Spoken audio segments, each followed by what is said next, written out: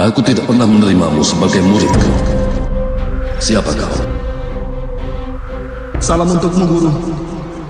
Aku raja dari hutan Magadha, putra dari raja suku di sana, Ekalauya. Bagai pemberian khusus yang kau berikan padaku, berikan ibu jari tangan kananmu, nak.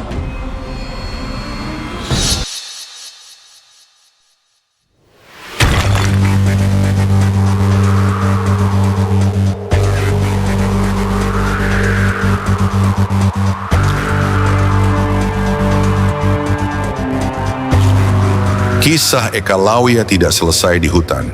Pemotongan ibu jarinya hanyalah cara dunia menunda sesuatu yang lebih besar.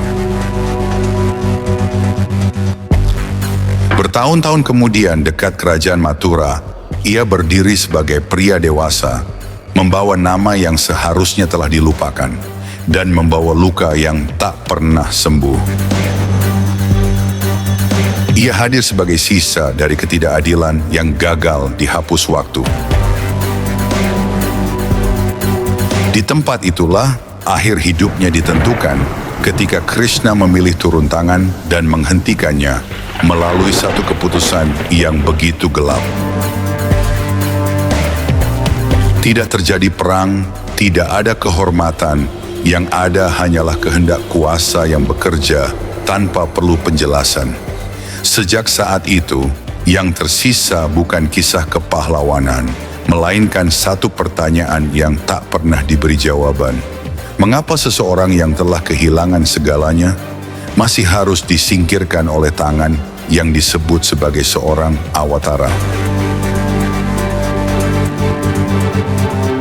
Kali ini kita akan membahas kisahnya. Karena Ekalauya bukan sekadar manusia yang terluka, ia adalah kemungkinan yang tidak pernah diizinkan untuk hidup.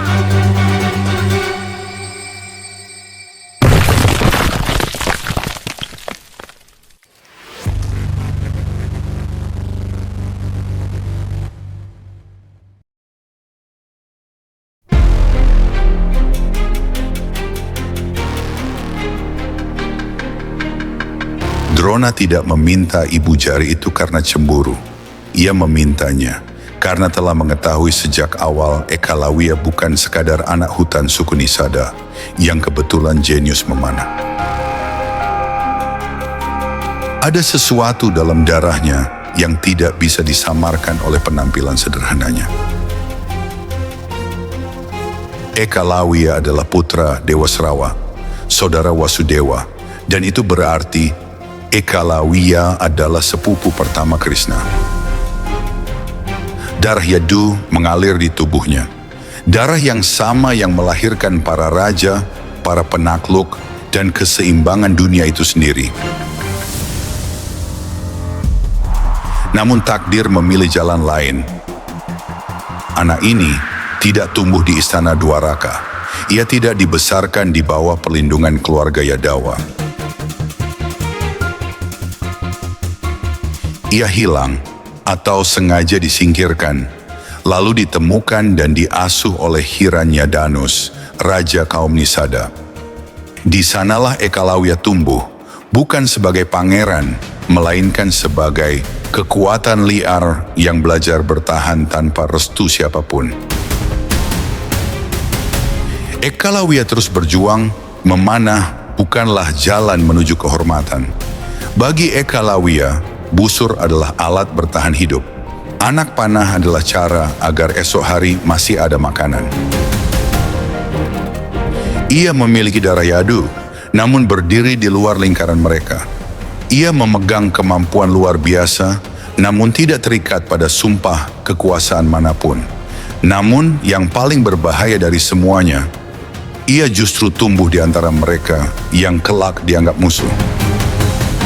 Pada titik itulah, nasib Ekalauya bukan lagi persoalan bakat. Ia berubah menjadi ancaman politik yang terlalu sunyi untuk diceritakan.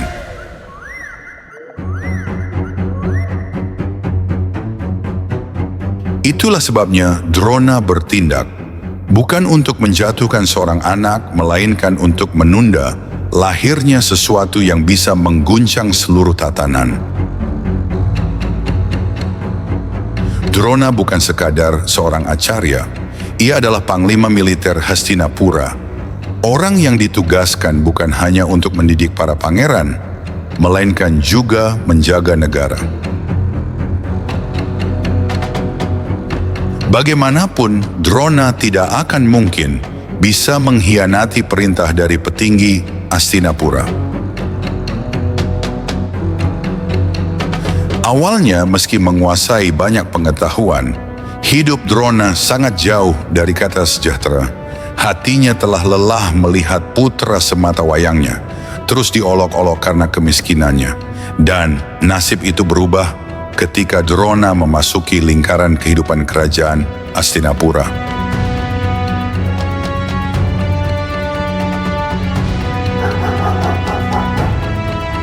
Suatu hari ketika ia melihat seekor anjing berlari dengan mulut terikat oleh 7 anak panah, Drona tidak melihat keajaiban.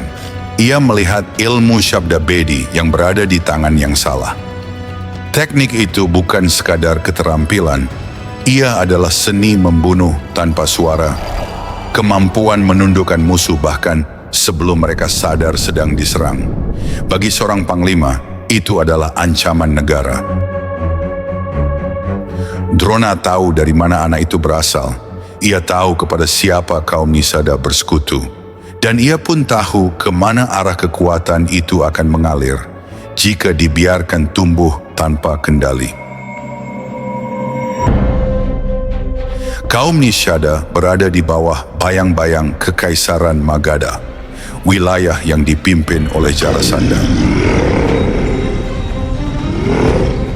Jarasandha bukan nama asing bagi dunia ini. Ia adalah musuh bebuyutan klan Yadawa. Ia telah menyerang Mathura berkali-kali, dan setiap serangan membawa pesan yang sama, bahwa perang belum selesai. Dalam peta kekuasaan seperti itu, membiarkan Ekalawiya tetap tumbuh dan berkembang, sama saja dengan menyerahkan senjata pamungkas kepada tangan yang menunggu waktu untuk memukul. Drona memahami satu hal yang tidak ditulis dalam kitab suci, bahwa belas kasih tanpa perhitungan adalah bentuk pengkhianatan paling berbahaya. Maka ibu jari itu diminta sebagai keputusan militer. Karena Drona tahu, satu pemanah yang salah bisa menjatuhkan seluruh dinasti.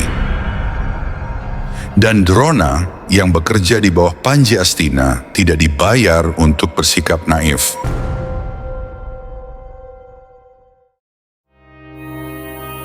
Pemotongan ibu jari itu tidak mengakhiri perjalanan Ekalawiya. Ekalawiya tidak menghilang, ia tidak berteriak meminta keadilan dengan cara yang membisingkan telinga. Ia kembali ke hutan dan di sana ia melakukan sesuatu yang tidak pernah diperkirakan oleh siapapun. Ia melatih ulang tubuhnya. Dengan jari-jari yang tersisa, ia mengubah teknik, menggeser pusat kendali, dan membangun ulang kemampuannya dari dasar yang lebih keras.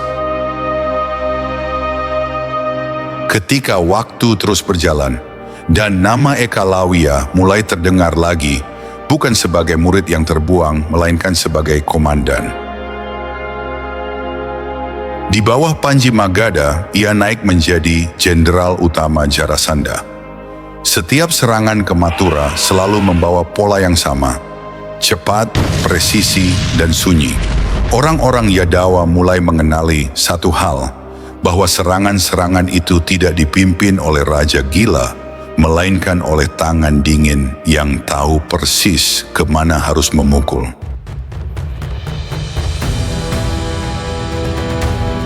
Nama Ekalawiya memang tidak setenar nama para pemanah lain pada saat itu. Namun rasa takut yang ia tinggalkan terlalu konsisten untuk diabaikan. Ia menjadi bayangan yang mengikuti Mathura dari kejauhan. Dan pada titik itulah, Ekalawiya berhenti menjadi korban sejarah. Ia berubah menjadi kekuatan militer yang menuntut jawaban. Menjelang Kurukshetra, Krishna mulai membersihkan dunia. Bukan hanya dengan pesan-pesan bijak yang ia tinggalkan, namun juga mengeliminasi orang-orang yang dianggap sebagai ancaman berbahaya. Menjelang upacara Raja Suya di Indraprastha, Jarasandha berhasil dijatuhkan. Namun kekosongan kekuasaan selalu melahirkan kekacauan baru. Dari celah itulah muncul Paundraka Wasudewa, seorang raja yang mengklaim dirinya sebagai Krishna yang sejati, dan Ekalawiya memilih berdiri di sisinya. Paundraka menawarkan apa yang tidak pernah ia miliki: tempat, pengakuan, dan kesempatan untuk menyerang langsung ke jantung kekuasaan Yadawa. Maka pasukan pun bergerak ke Dwaraka, dan untuk pertama kalinya, Ekalawiya tidak lagi berada di balik bayangan. Krishna turun tangan sendiri. Pertemuan mereka tidak berlangsung lama. Tidak ada duel agung yang pantas dikenang dalam nyanyian. Hanya dua kehendak yang saling berhadapan, dan satu di antaranya harus dihapus.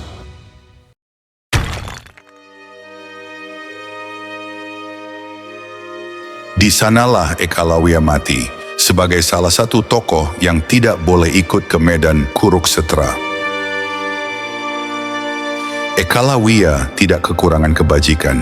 Ia disiplin, ia setia, ia berlatih dengan ketekunan yang bahkan para pangeran tidak sanggup meniru. Namun Mahabharata tidak menilai manusia dari seberapa murni niatnya.